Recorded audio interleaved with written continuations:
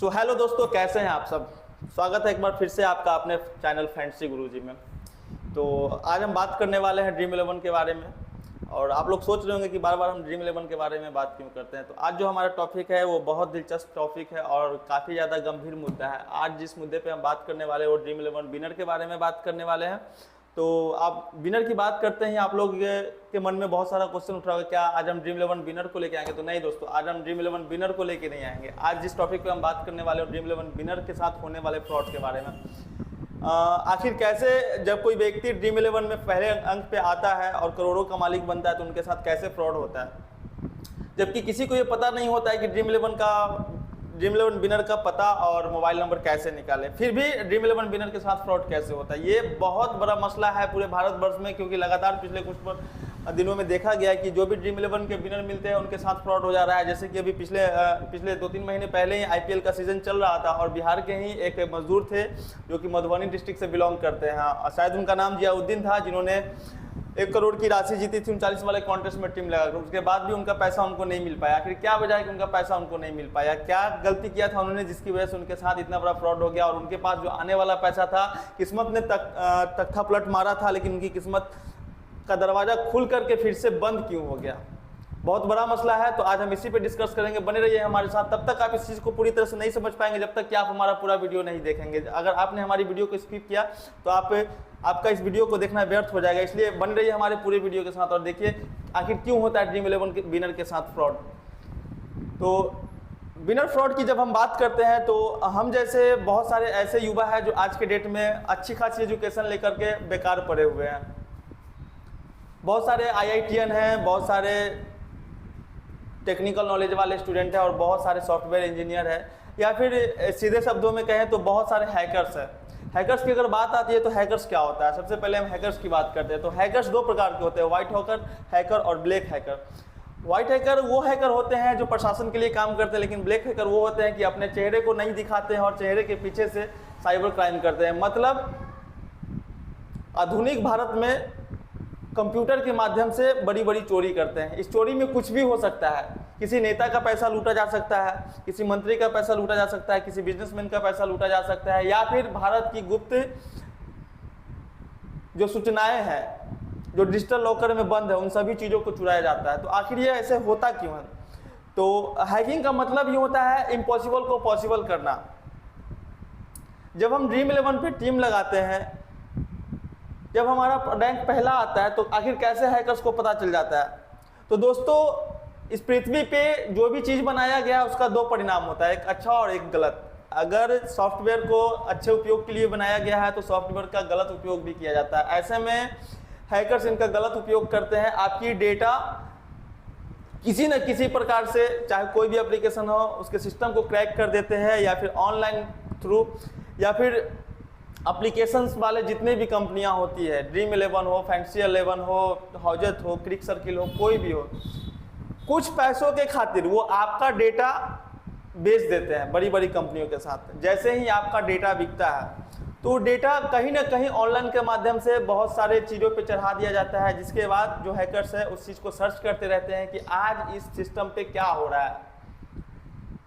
तो किसी न किसी प्रकार से सर्च करने के दरमियान में उनके सामने कुछ ऐसी डेटा हाथ लग ही जाती है जो उनके लिए बहुत ज़्यादा लाभदायक होता है। या फिर ड्रीम 11 ऑफिस में बैठे ही बहुत सारे ऐसे कार्यकर्ता है, या फिर फैंटेसी एप्लीकेशन के ऑफिस में बैठे ही बहुत सारे ऐसे कार्यकर्ता है जिनकी की सैलरी एक अच्छी खासी नहीं है और एक अच्छी खासी कमाई करने के लिए वो उस डेटा का गलत इस्तेमाल करते हैं, गुप्त तरीके से ऑफिस से डेटा चोरी करते हैं और उनके जान पहचान में या फिर उनसे कॉन्टेक्ट किया कोई भी क्राइमर हो साइबर क्राइम का, उनको वो डेटा भेज देते हैं। बदले में उनको मुंह मांगी रकम मिल जाती है।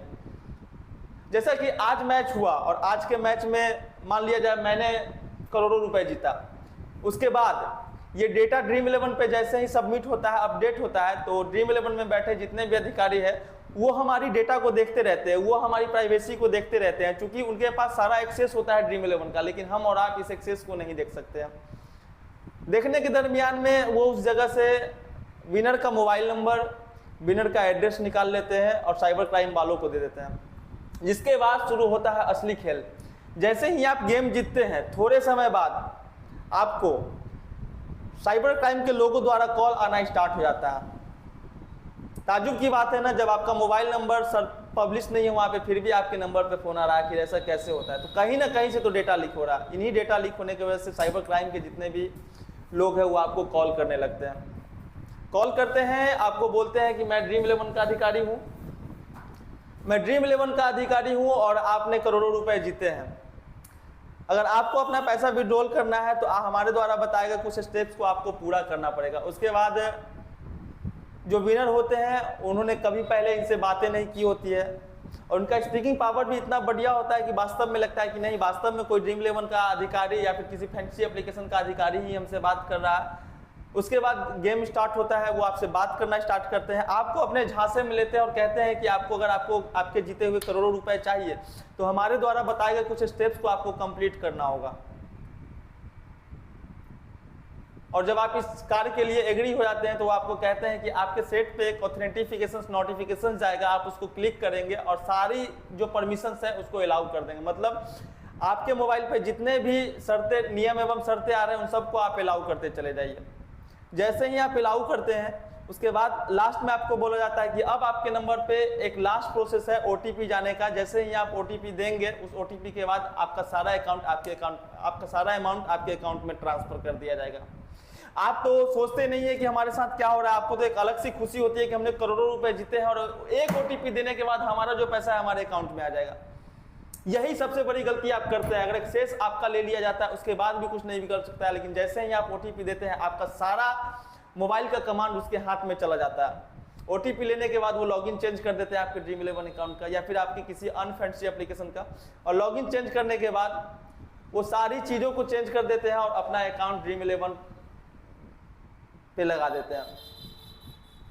जैसे ही उनका KYC वेरिफिकेशन होता है अकाउंट लगाने के बाद, वो उस अमाउंट को विड्रॉल मार लेते हैं।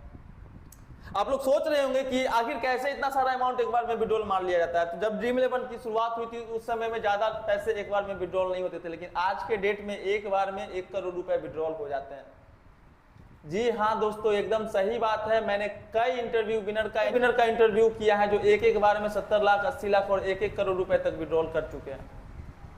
अब कुछ लोग ये भी सोच रहे होंगे कि ड्रीम 11 पे 2 लाख रुपए ही विड्रॉल होता है, लेकिन ऐसा नहीं है दोस्त। अगर आपका अकाउंट इसी अकाउंट है, करंट अकाउंट है, तो आप एक बार में करोड़ रुपए विड्रॉल मार सकते हैं। या फिर नॉर्मल अकाउंट भी है तो आप एक बार में 40 से 50 लाख 60 लाख जितना इच्छा हो सके 1 करोड़ से नीचे विड्रॉल मार लेते हैं। तो जाहिर सी बात है 1 करोड़ अगर आप जीतते हैं तो 1 करोड़ रुपए आपके पास आते नहीं है।